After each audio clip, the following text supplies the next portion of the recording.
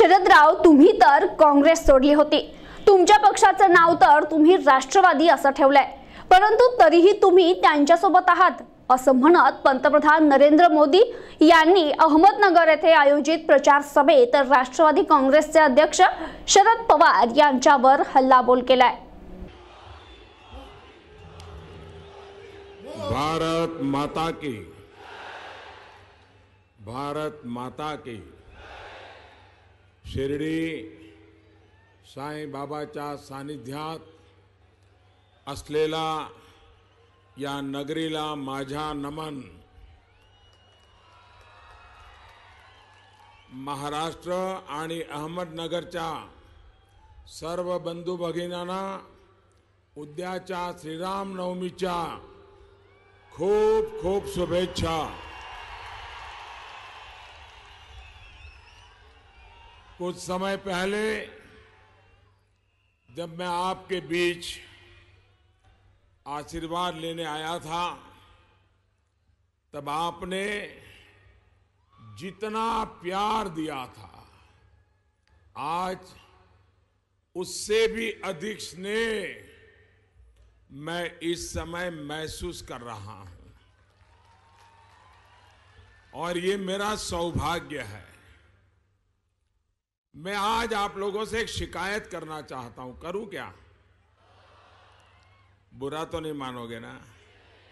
अरे चुनाव है भाई, कोई बुरा मान जाए तो मुसीबत हो जाए. बुरा नहीं मानोगे ना? करूं शिकायत? पक्का? प्रॉमिस? देखिए, मैं 5 साल पहले इसी तारीख को आपके बीच में आया था, लेकिन उस समय आधे लोग भी नहीं थे. और आज क्या कारण है? डबल से भी ज्यादा लोग हैं.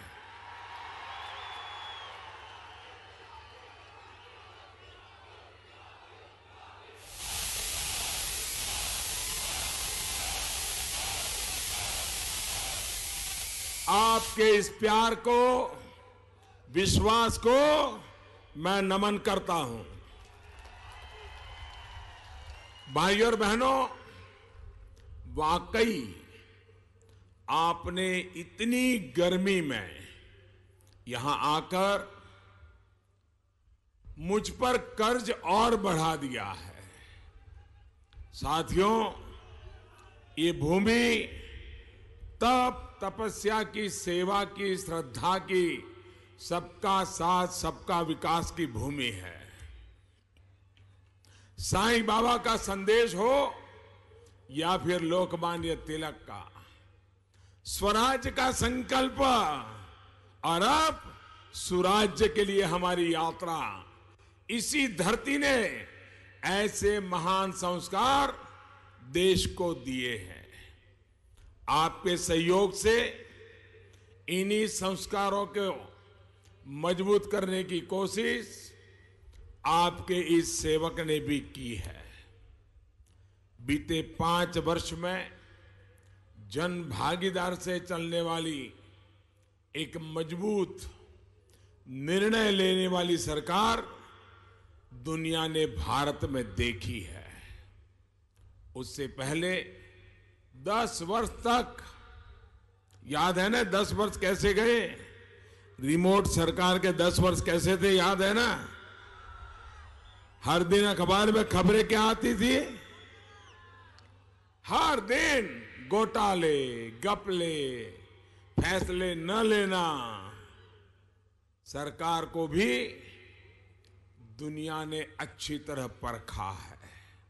आज दुनिया भारत को महाशक्ति के रूप में अनुभव कर रही है. तो बीते 5 वर्ष की आपकी मेहनत का परिणाम है. अब आपको तय करना है, जब इस बार आप वोट देने जाएंगे, आप देश का फैसला करने जा रहे हैं. देश किस दिशा में जाएगा इसका फैसला करने जा रहे हैं. तो आपको तय करना है कि अब देश में ईमानदार चौकीदार चलेंगे या भ्रष्टाचारी नामदार। हिंदुस्तान के हीरो चलेंगे या पाकिस्तान के पैरवीकार। साथियों, एक तरफ कांग्रेस और एनसीपी की महामिलावट की खोखले वादे और दूसरी तरफ एनडीए की महायुति के बुलंद इरादे। पर अगर आप नजर डालेंगे तो आपको तय करने में और आसानी हो जाएगी। जब कांग्रेस एनसीपी की सरकार थी तो देश सिर्फ गाँव ही झेलता था। कभी मुंबई में बम धमाके, कभी यहां पड़ोस में पुणे में धमाके होते थे। आज आए दिन हम उस समय बम धमाके देखते थे, आए दिन होते रहते थे। कभी ट्रेन में धमाके, कभी बस में धमाके, कभी स्टेशन पे धमाके। उन बम धमाकों में कौन मरता था? इन बम धमाकों में कौन मरता था? इन बम धमाकों में कौन मरता था? हमारा किसान, व्यापारी, विद्यार्थी, नौकरी पेशा, मजदूर, यानी हर किसी की जान पर संकट था। 5 वर्ष में आपने इस चौकीदार की सरकार भी देखी है। अब वो बम धमाके कहां गए?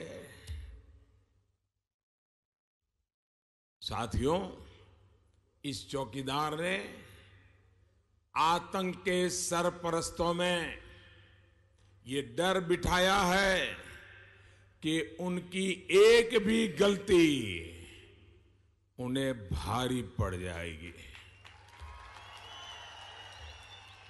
ये चौकीदार उन्हें पाताल से भी खोज करके निकाल लाएगा और उन्हें सजा देगा। भाई और बहनों, याद करिए, पहले जो सरकार थी वो पाकिस्तान के सामने, दुनिया के सामने कैसे कमजोर लगती थी। हमारे जवान बदला लेने की मांग करते थे, लेकिन सरकार को सांप सूंघ जाता था। चौकीदार की सरकार पाकिस्तान में आतंकियों के घर में घुसकर मारने के लिए अपने सपूतों को इजाजत देती है। घर में घुसकर मारना चाहिए कि नहीं मारना चाहिए? मारना चाहिए कि नहीं मारना चाहिए? अब भारत ने दुनिया के सामने दुहाई देना बंद कर दिया है। आप मुझे बताइए, आप इस मजबूत भारत से खुश हैं? घर में घुसकर आतंकियों को मारना की नाती आपको मंजूर है? भाइयों और बहनों, आप तो खुश हैं, लेकिन उनका क्या करेंगे जिन्होंने बरसों पहले देश की भावनाओं को समझना ही छोड़ दिया? साथियों, इस बार तो हद ही हो गई है। कांग्रेस, एनसीपी ऐसे लोगों के साथ खड़े हैं जो कह रहे हैं कि जम्मू कश्मीर को भारत से अलग कर देंगे, जम्मू कश्मीर में अलग प्रधानमंत्री बना देंगे।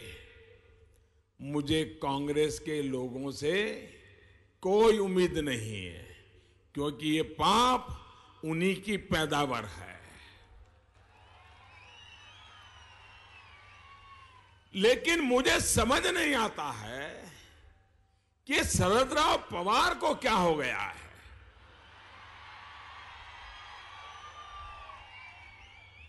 अरे शरद राव, आपने तो देश के नाम पर कांग्रेस छोड़ दी थी, कांग्रेस को तोड़ दी थी।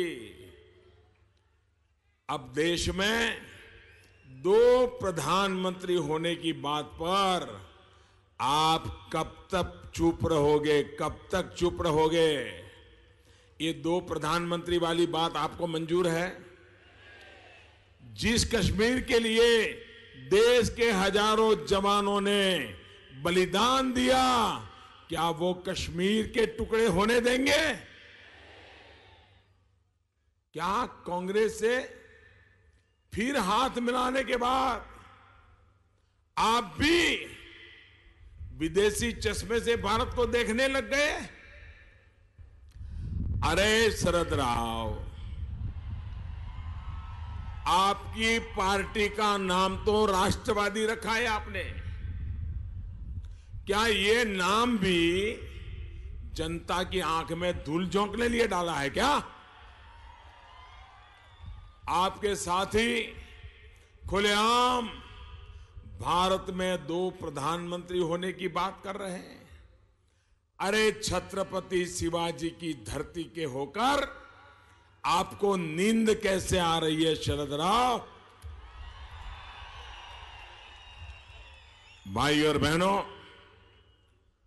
कांग्रेस जम्मू कश्मीर से सेना को हटाने की बात कर रही है। कांग्रेस कह रही है कि जवानों को मिला विशेष अधिकार हटा देगी। मैं महाराष्ट्र और देश के फर्स्ट टाइम वोटर से भी पूछना चाहूंगा, जो पहली बार 21वीं सदी में पैदा होने के बाद इस बार देश की सरकार के लिए वोट देने के लिए जाने वाले हैं, जिन्होंने 18 साल पूरे किए हैं, मैं उनसे अपील करना चाहता हूं, क्या देश की सुरक्षा पर पहले की सरकारों का कमजोर रवैया ये मेरे नौजवानों को मंजूर है? मंजूर है? क्या राष्ट्रीय सुरक्षा से समझौता इन लोगों को मंजूर है? क्या 21वीं सदी का भारत ऐसे कमजोर देश के तौर पर होनी चाहिए? भाई और बहनों, जब देश सुरक्षित रहेगा तभी हर देशवासी का हित भी सुरक्षित होगा, देश का भविष्य सुरक्षित होगा। मुझे खुशी है कि पूरा देश राष्ट्र रक्षा के लिए एक सुर में बात कर रहा है। यदि विश्वास मेरी ताकत रहा है, जिसके दम पर मैं बड़े और कड़े फैसले ले पाया, बड़े संकल्पों को पूरा कर पाया। साथियों, पिछले 5 सालों में महाराष्ट्र के लाखों गरीबों को अपने पक्के घर मिले, हर घर में बिजली मिली, घर घर में शौचालय बने, और हमारी माता बहनों के मुझे विशेष आशीर्वाद है, ऐसे परिवारों में जो गैस के चूल्हे के लिए इंतजार करते थे, एलपीजी गैस का कनेक्शन भी मिल गया। ये तभी संभव हो पा रहा है क्योंकि आपने ईमानदार सरकार को वोट दिया। जो हमारे गुमंत समुदाय है, जैसे कि हमारा बंजारा समाज है, वो अलग अलग कारणों से एक स्थान से दूसरे स्थान आते जाते रहते हैं। इस समाज को सरकारी मदद सही तरीके से मिल सके, इसलिए आयोग बनाने का ऐतिहासिक फैसला भी आपके वोट के कारण ही हो पा रहा है।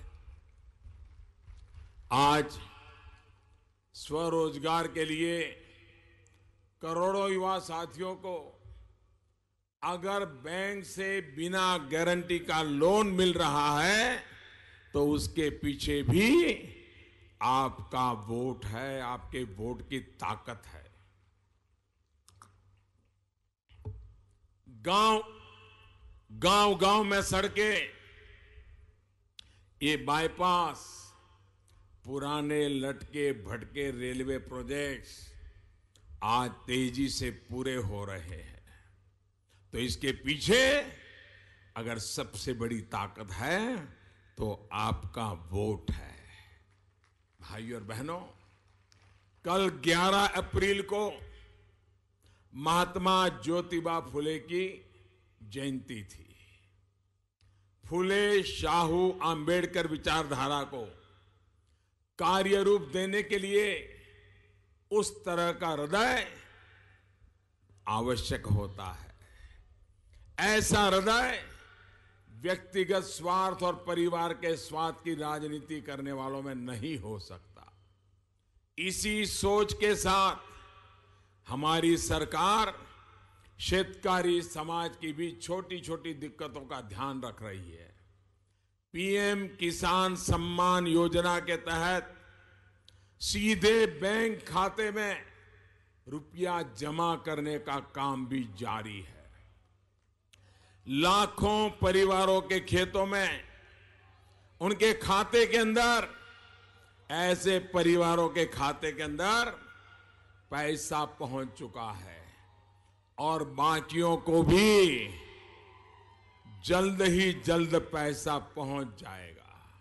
साथियों, भाजपा एनडीए ने इस बार बड़े संकल्प लिए हैं। मई की 23 तारीख के बाद जब फिर मोदी सरकार आएगी, एक बार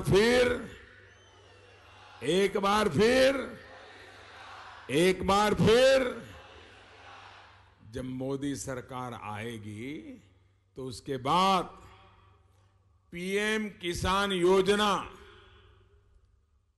जिसमें हमने बदलाव करना तय किया है, अभी 5 एकड़ से कम भूमि वाले किसानों को उसका लाभ मिलता है, लेकिन 23 मई के बाद, नई सरकार बनने के बाद, हिंदुस्तान के, महाराष्ट्र के सभी किसानों को इसका लाभ मिलेगा। साथ ही दिन रात मेहनत करने वाले जो छोटे किसान हैं, उनको 60 साल के बाद नियमित पेंशन मिले, इसका भी प्रबंध किया जाएगा। किसान को पेंशन, ये पहले किसी ने सोचा नहीं था। जिस तरह लागत का 1.5 गुना समर्थन मूल्य का वादा हमने निभाया, ये संकल्प भी हम पूरा करने वाले हैं। उपज की उचित कीमत मिले, ये सुनिश्चित करने के लिए ठोस कदम उठाए जा रहे हैं। भाइयों और बहनों, हाल ही में हमारी सरकार ने पशुपालकों को भी किसान क्रेडिट का कार्ड देने का, उसका लाभ देना शुरू किया है। मछुआरों को भी ये लाभ मिलेगा। ऐसे ही गन्ना किसानों की समस्याओं को दूर करने के लिए, गन्ने से इथेनॉल बनाने के लिए बड़े स्तर पर काम कर रहे हैं। देश भर में इसके लिए प्लांट लगाए जा रहे हैं। भाइयों और बहनों, पानी को लेकर इस एनडीए की सरकार का काम आपके सामने है। देवी अहिल्याबाई होलकर ने जिस तरह गांव-गांव कुएं और बावड़ियां खोलने का अभियान छेड़ा था, उसी तरह यहां की हमारी सरकार भी काम कर रही है।